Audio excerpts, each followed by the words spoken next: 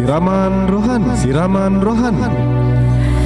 Masih dipancarluaskan di Jalan Dr. Muhammad Hatta nomor 1196H Bakung Batu Raja. Jumpa lagi nih kita di Kang Kanci di Siraman Rohani. Kesempatan hari ini lembaran ketiga bulan Desember 2021. Jumat berkah selama sebidang kadapan tentunya nganci aktivitas petang kamronghang di Siraman Rohani ya. Yang pasti Mbak Kanci Pak Ustadz Teguh yang jadi narasumber kita di Kang Kanci ya. Halo, assalamualaikum Pak. Waalaikumsalam warahmatullahi wabarakatuh. Bagaimana kabar? Alhamdulillah sehat. Alhamdulillah. Apa nih bahasan kita minggu Iya. ini? Silahkan. Assalamualaikum warahmatullahi wabarakatuh. Alhamdulillahi rabbil alamin. Wassalatu wassalamu ala asrafil anbiya wal mursalin wa ala alihi washabihi ajma'in. Allahumma salli wa sallim wa barik ala Muhammad wa ala ali Muhammad. Qala rabbi israh li sadri wa yassir li amri wa hlul 'uqdatam min lisani yafqahu qawli, amma ba'du. Adik kakang kancu di mana saja berada, bersyukur kita kepada Allah Subhanahu wa taala karena dengan izin dan kuasa Allah di tanggal 28 bulan Rabiul Akhir 1443 Hijriah kita masih diunjuk kesehatan kesempatan oleh Allah Subhanahu wa taala sehingga sama-sama sekali lagi bisa hadir di radio Jemaah kita, Jemaah Batu Haji, karena bahasanya bahasa Batu Haji. Sama-sama di Siraman Rohani ini. Salawat beriringkan salam kita sampaikan kepada Rasulullah Muhammad SAW. Insya Allah kita semua akan dapat syafaat beliau di akhirat kelak.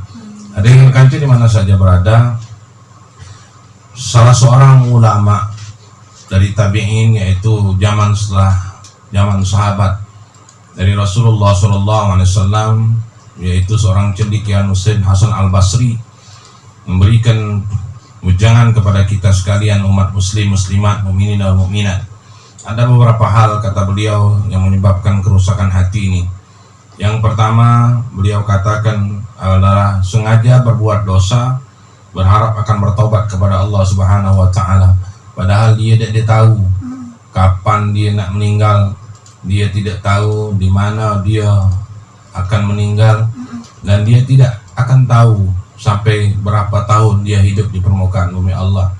Jadi dia sengaja untuk berbuat dosa, nantinya dia akan ngomong kaget baik bertobat. Padahal siapa tahu pas dia berbuat dosa, tahu-tahu ajal menjemput dia. Dan ini pernah terjadi pada suatu riwayat bagaimana orang itu selalu beribadah kepada Allah Subhanahu wa taala, tapi di akhir hayat dia bermaksiat sama Allah Subhanahu wa taala. Belum sempat bertobat dia sudah dipanggil oleh Allah Subhanahu wa taala. Aman kata film tuh bong, endingnya dia bagus. Jadi endingnya su'ul khotimah. Makanya kapan kita nonton film tuh kan kadang-kadang yang kita kena tuh endingnya. Pertengahannya anak mudanya kalah kuda ya dah. Pas akhir-akhirnya menang. Nah, yang disebut orang itu bahwa bagus tak film itu bagus. Karena lihat orang endingnya.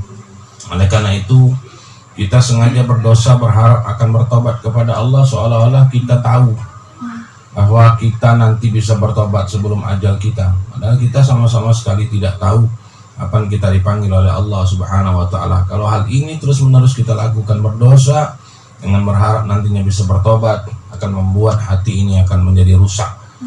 Rusaknya hati itu salah satu diantaranya yang seperti tadi, karena godaan iblis laknatullah alaih. Yang kedua, dia beramal tetapi tidak ikhlas. Padahal Allah Subhanahu wa taala sudah mengatakan dalam surah Al-Bayyinah, Bismillahirrahmanirrahim, wa ma umiru illa liya'budullaha mukhlishina lahuddin. Dan tidaklah kamu diperintah oleh Allah Subhanahu wa taala untuk mengerjakan sesuatu illa liya'budullah, kecuali beribadah kepada Allah Subhanahu wa taala dengan ikhlas untuk agamanya. Artinya, adik kakak kanci di mana saja berada, bahwa apa yang kita lakukan, apa yang kita buat, kita niatkan karena Allah Subhanahu wa taala. Ikhlas karena Allah bukan berarti tidak ada pahala. Ikhlas kita berbuat karena Allah bukan berarti tidak ada ganjaran dari Allah. Justru kalau kita berbuat untuk Allah Subhanahu wa taala dalam kurung ikhlas tadi, maka ganjarannya akan diberikan berlipat-lipat oleh Allah. Tapi kalau kita beribadah kepada Allah, beramal kepada Allah, tapi kita duakan oleh Allah, kita minta puji dengan manusia, minta disangka orang-orang yang dengan izin dan kuasa Allah bagus ibadahnya, maka dia termasuk orang-orang yang lalai. Salah satu di antaranya adalah kita sholat sendiri, kita minta puji orang, maka kita termasuk orang yang lalai. Dan kalau sudah lalai berarti tidak niat karena Allah. Kalau sudah tidak niat karena Allah Subhanahu wa taala, berarti dia termasuk orang-orang yang beramal tapi tidak ikhlas. Kalau dia sudah tidak ikhlas, berarti dia tidak akan mendapatkan apa-apa di sisi Allah Subhanahu wa taala, hanya dapat capek baik. Kemudian yang ketiga, dia mengkonsumsi rezeki yang Allah Subhanahu wa taala berikan, tapi dia tidak pernah bersyukur kepada Allah Subhanahu wa taala. Dia tidak pernah berterima kasih kepada Allah. Pada Allah Subhanahu wa taala sudah katakan, la in syakartum la azidannakum wa la in kafartum inna adzabi lasyadid. Kalau kamu bersyukur dengan nikmat yang kuberi, kata Allah, akan ditambah nikmat itu. Tapi kalau kita kufur terhadap nikmat Allah, tidak tahu terima kasih, maka Allah akan mengazab kita dengan azab yang pedih. Jangankan Allah yang Maha Pencipta, sesama kita saja kalau tidak tahu berterima kasih, nanti lukanya kita nak dijunjuk uang lagi, nanti lukanya kita nak dibantu jema lagi, nanti lukanya jema nak peduli lagi kok kita. Paling jema ngomong sekali inilah aku membantungan, apa ngandek dia tahu terima kasih. Artinya apa, sesama manusia saja pasti tersinggung, merasa tidak enak kalau tidak mengucapkan terima kasih atau tidak menghargai apa yang sudah orang perbuat dengan kita, apalagi ini Allah Subhanahu wa taala. Dan memang Allah sudah tegaskan dalam ayat Al-Quran tadi. Oleh karena itu, kalau kita mengkonsumsi rezeki tadi tidak pernah bersyukur, itu pertanda hati kita jadi rusak. Itu pertanda hati kita tidak normal. Itu pertanda hati kita dengan izin dan kuasa Allah Subhanahu wa taala ditimbulkan atau dihinggapi oleh penyakit-penyakit hati. Kemudian yang terakhir, tidak mau mengambil pelajaran dari penguburan jenazah. Sebagaimana yang kita ketahui sabda Rasulullah SAW bahwa apabila orang itu mati, maka ada 3 yang dia bawa. Pertama adalah hartanya, yang kedua adalah keluarganya, dan yang ketiga adalah amal ibadahnya. Harta dan keluarga akan pulang balik.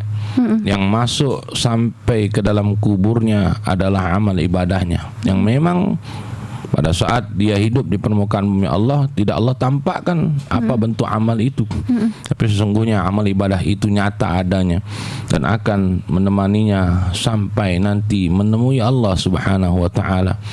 Bagaimana yang dikatakan oleh Allah Subhanahu wa taala, orang yang tidak rugi adalah illal ladzina amanu wa amilus shalihat. Mereka beriman dan beramal soleh. Dan amal soleh inilah yang insyaallah Allah Subhanahu wa taala akan tampakkan manakala manusia sudah yang namanya dikubur atau sudah dipanggil oleh Allah Subhanahu wa taala. Adik kakak kanca di mana saja berada, inilah pesan daripada ulama Hasan Al-Basri terhadap kita semua sebagai orang-orang yang memang dengan izin dan kuasa Allah Subhanahu wa taala beriman kepada Allah, menjaga hati dari kerusakan-kerusakan tersebut. Dan yang kita sebutkan tadi adalah hal-hal yang bisa merusak hati. Oleh karena itu, hindari berdosa dan selalu dengan izin dan kuasa Allah berusaha untuk bertobat, mengistighfar kepada Allah. Hindari beramal dengan tidak ikhlas. Artinya adalah ikhlaskan amal itu hanya untuk Allah Subhanahu wa taala. Selalu bersyukur terhadap apa yang Allah Subhanahu wa taala berikan kepada kita, dan jangan tidak mengambil iktibar atau pelajaran daripada jenazah yang sering kita antar ke kuburan. Adik kakak kanci di mana saja berada, inilah bahasan kita pada Jumat ini, dan mudah-mudahan dengan izin dan kuasa Allah Subhanahu wa taala bisa bermanfaat bagi kita semua. Amin. Lanjut, Bu. Oke, Dingkang Kanca, itu dia bahasan pada Jumat berkah inilah menunjukkan lana jam 5 petang ya. Nah, kalau kamu Dingkang Kanca pengen nganingkan lagi Sironi kita Jumat belakang, itu kamu buka di channel YouTube kita Batu Raja Radio FM-nya ya. Di sana ada tausiah Pak Ustadz di Sironi Jumat belakang Dingkang Kanca ya. Siraman rohani, siraman rohani.